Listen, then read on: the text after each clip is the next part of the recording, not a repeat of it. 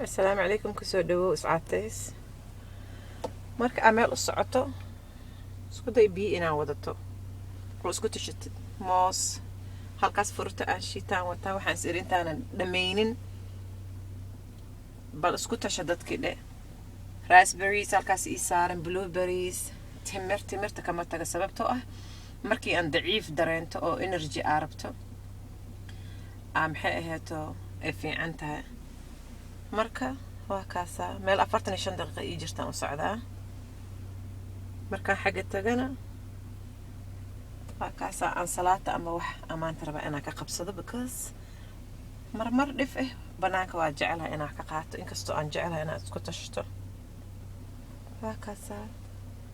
isku tashaa lagu dhahaa ceeb maha adoo iscaateynaysid marka isku tasho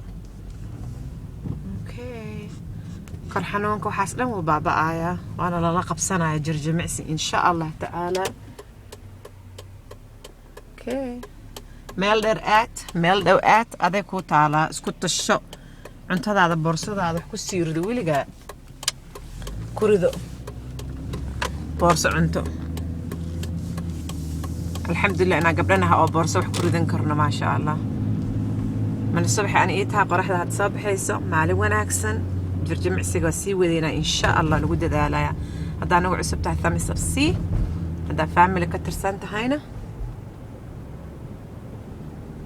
thumbs up sii haddaa nagu cusub tahay subscribe suubi saa u aragtid waxyaalaha soo socdo oo jirjimicsiga ah.